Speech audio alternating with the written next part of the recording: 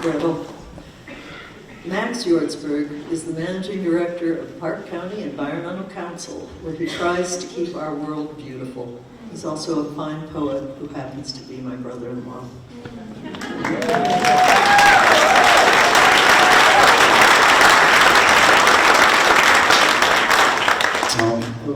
That good? Okay. Oh, thank you, Jamie. Thank you for putting this beautiful book together.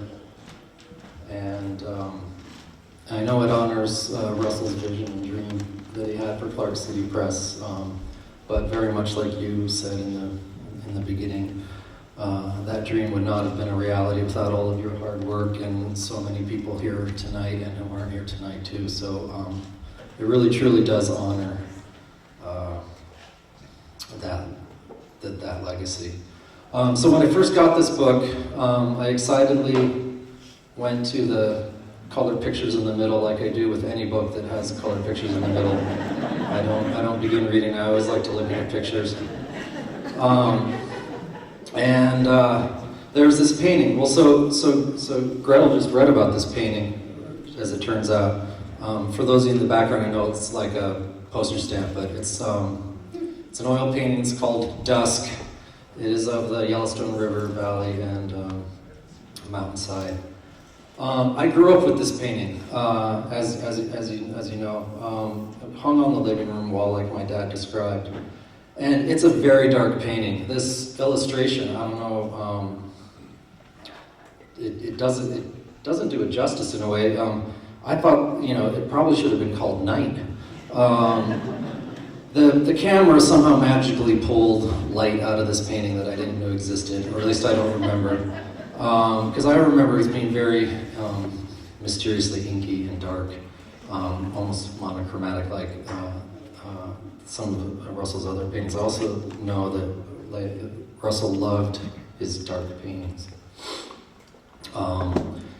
And apparently my dad did too, since he owned several of them, including this one. And I was going to read that little bit that Gretel shared with you, just because after seeing this in there and kind of come to that realization, when I actually started reading the book, and then I read Tom's piece, and I was like, oh my God, wait, they're talking about this painting in here, and turns out this was all just kind of serendipitously put together. Jamie didn't have any plan for this. Anyway, so I just, it was just one of those fun serendipitous moments that make life joyous when you see all these kind of threads of life and history come together, and it's just a nice little Easter egg that's inside this book that hopefully you all see when you go get a copy later.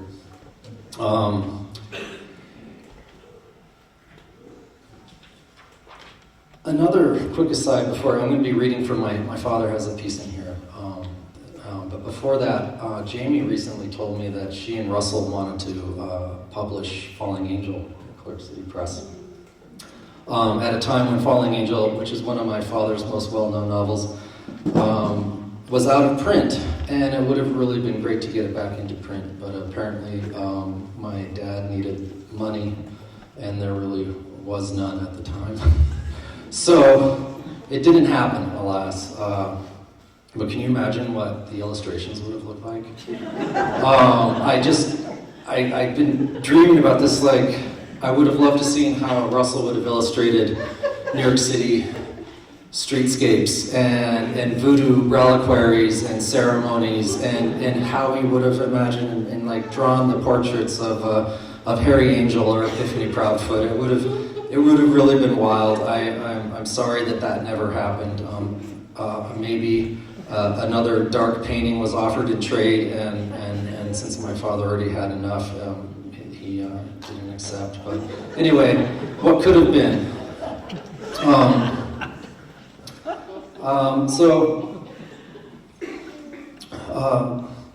My father's story that Jamie selected from this anthology, it comes from the early mid-'70s. It's called The Fly Shop. It's about Dan Bailey's fly shop.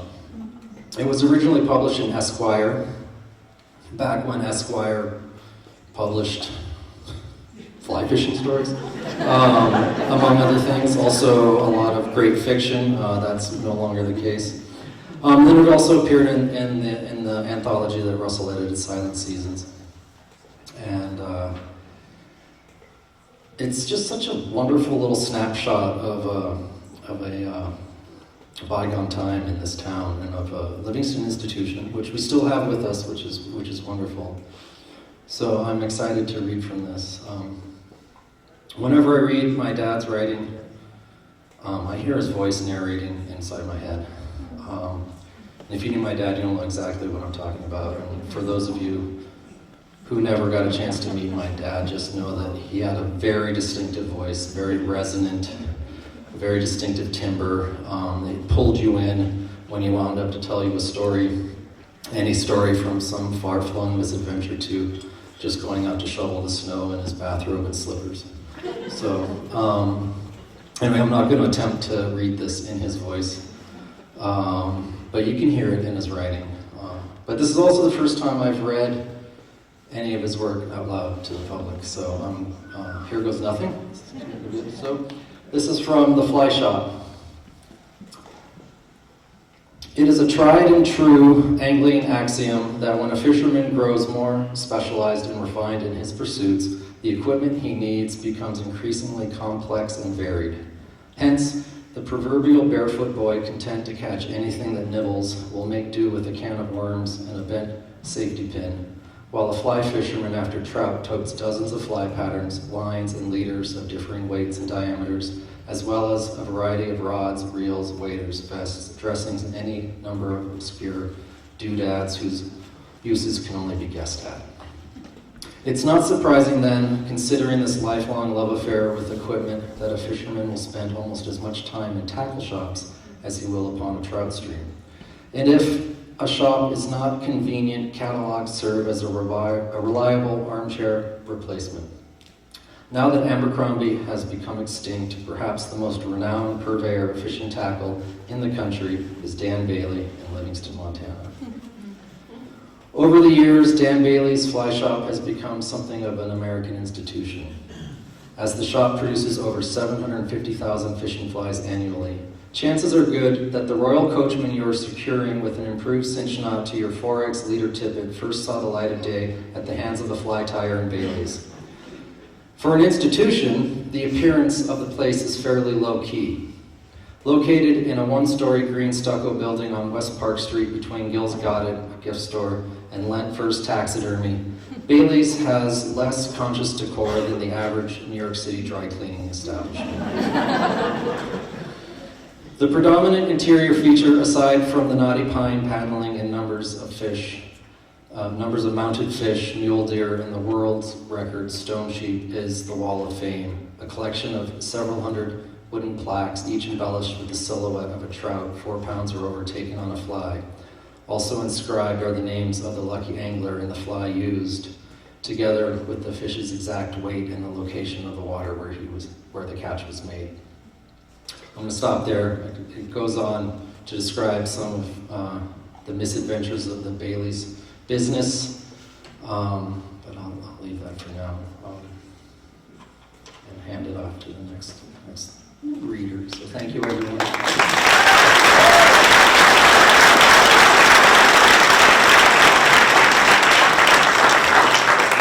Thank you, Max. Rick Bass writes beautifully at a rate most of us can only dream about. He's a tireless advocate for wild lands, especially on behalf of his home in the Yaak Valley. And in the course of writing more than 30 books, he's won multiple honors. The 9 Mile Wolves is one of the books I'm proudest of having been able to work on. His most recent nonfiction book is Wrecking Ball.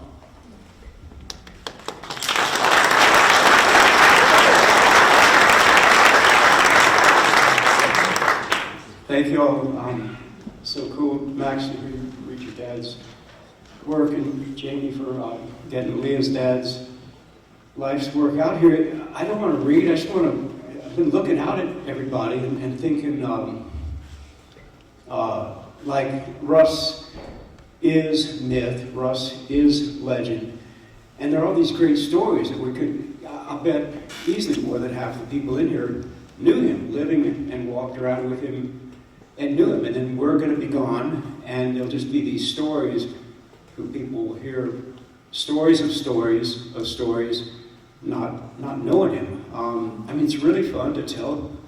Those stories are important, you know, the crazy stuff he did. But what gets carried forward when somebody's son is reading, you know, about the work of the person who's not here, and this intergenerational stuff. What is Livingston going to be in the future because of Russell?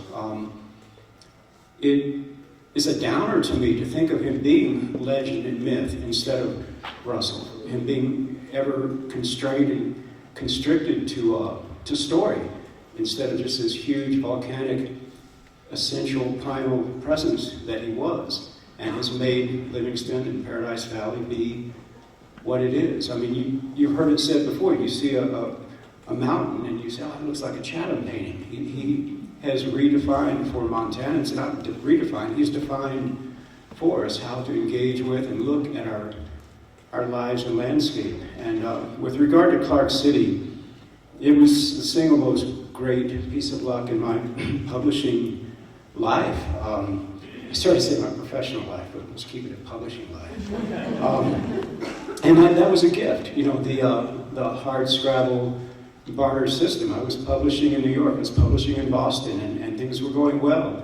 And Jamie said, hey, would you do a little book about 9 Mile Wolves? And I saw the crew that, you know, she had assembled, and I said, yeah, boy, would I? And it didn't save me from, I was not going to go down the road to sell out, but it just being surrounded with, being part of a family of people for whom the only thing that mattered was artistic integrity, was to encounter that community, your people, your tribe, your clan at a very young age. I'll just never, I can't ever express enough gratitude to Russell and the crew that he assembled and the community that he built. He existed, as we know, outside the margins of humanity. He did not fit this earth. In Jim's words, he could not stay. And it's an understatement to say it couldn't have been easy being Russell, but he had more fun in that struggle of being outside of all the rest of us. Like if he was in here, he would be the only one who didn't fit in here. He was just alien, and we loved him for that. And I think the best we can do is carry that alienness and weirdness forward and celebrate it. And I worry about future generations, young people who didn't know him, and they'll just read about his alienness, and it'll become shorthand in story. But for those of us who really knew him and loved him, how weird and impossible and wonderful and beautiful he was, it's like they'll never get to know that. It's just the best we can do is, you know, protect these mountains that he painted and do our best with our art. There's some advice that he wrote to young people, actually, in his beautiful essay, Advice to a Young Painter. First and foremost, determine if wanting to be a painter is just a passing romantic or otherwise fanciful notion, or whether, in fact, it is a genuinely primal calling you must follow to be whole.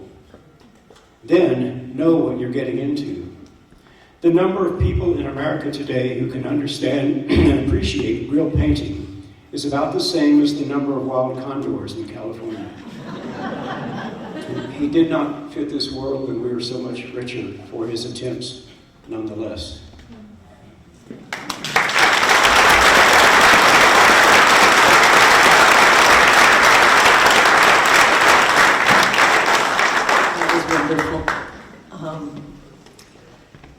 Alan Morris Jones is someone who's dealt with words from every angle.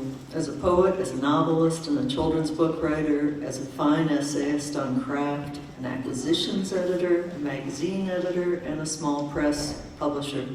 He's now poet laureate for Montana, but he remains remarkably sane.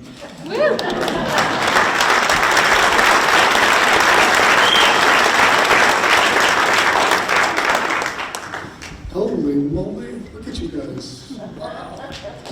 Livingston, man. I grew up in Livingston. I went to middle school here. I went to high school here. I've lived away from Livingston for a number of years, but this is still home. I mean, look at you guys. This is amazing. So thank you for this. Thank you for the honor of being on the stage and for coming to hear us and to let me be a part of this. For me, the theme of the evening is mentorship. I would not be on this stage tonight if it weren't for the folks who have shown me, who have demonstrated as much by example as by anything else, how to create art, how to be a writer, in Russell's case, how to produce things of extraordinary beauty.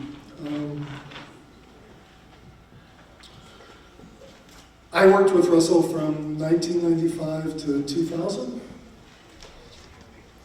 A little too close.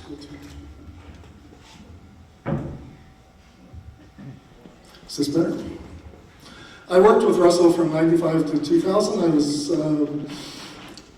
building a magazine over the hill in Bozeman, Big Sky Journal. For whatever reason, Russell decided that he liked us and wanted to work with us.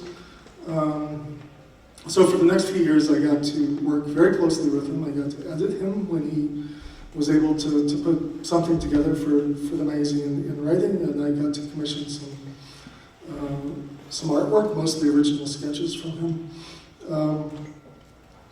Working closely with Russell over that time period gave me the example that sometimes you have to put beauty first.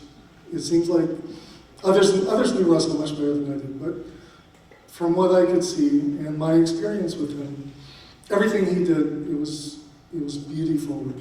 It was the aesthetic, had primacy, if you will.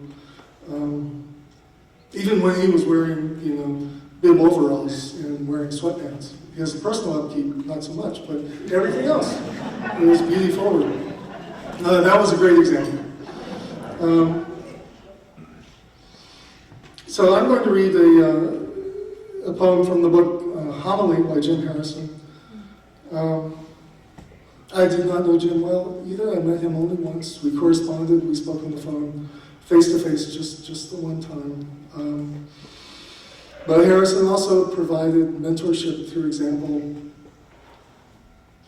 Live a life worth writing about, I think, was what I learned from Jim Harrison, among other things. But this poem is called Homily. There is a French word in there called bécassine in the poem. I had to look it up. It's another word for snipe, for the bird snipe. These simple rules to live within: a black pen at night, a gold pen in daylight. Avoid blue food and 10-ounce shots of whiskey. Don't point a gun at yourself. Don't snipe with the cree of a bécassine. Don't use gas for starter fluid. Don't read dirty magazines in front of stewardesses. It happens all the time. It's time to stop cleaning your plate. Forget the birthdays of the dead. Give all you can to the poor. This might go on and will. Who can choose between the animal in the road and the ditch? A Magnum for lunch is a little too much, but not enough for dinner. Polish the actual stars at night as an invisible man pets a dog. An actual man, a memory dog, lost under the morning glory trellis 40 years ago. Dance with yourself with all your heart and soul, and occasionally others. But don't eat all the berries birds eat or you'll die. Kiss yourself in the mirror, but don't fall in love with photos of ladies in magazines. Don't fall in love as if you were falling through the floor in an abandoned house, or off a dock at night, or down a crevasse covered with false snow, a cow floundering in quicksand while the other cows watch without particular interest, backwards off a crumbling cornice. Don't fall in love with two at once. From the ceiling, you can see the circle of three, though one might be elsewhere. He is rended, he rends himself, he dances, he whirls so hard, everything he is flies off. He crumples as paper, but rises daily from the dead. Very briefly, there's one other thing I would like to read to you.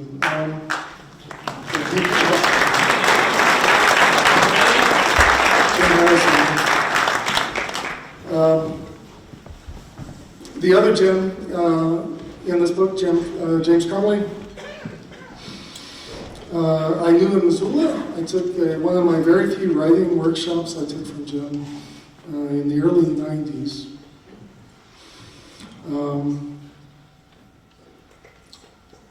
And there's a lot I could say about Jim Cromley, but another mentor,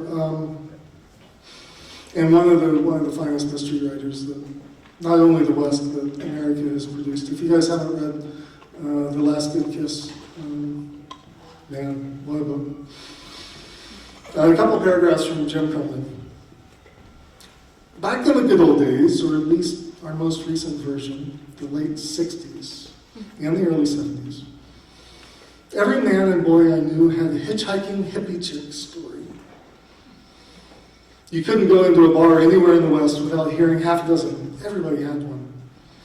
White-shoed insurance salesmen, college professors, and lightweight marijuana dealers. Everybody, that is, but me.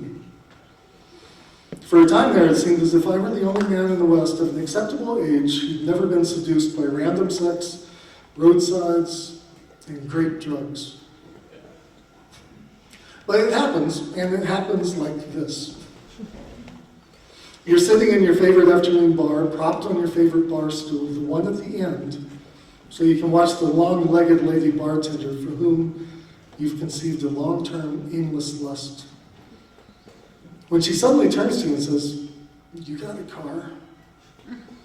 You nod a casual agreement, cool and easy, like a man whose 450 SL is tethered just outside the door.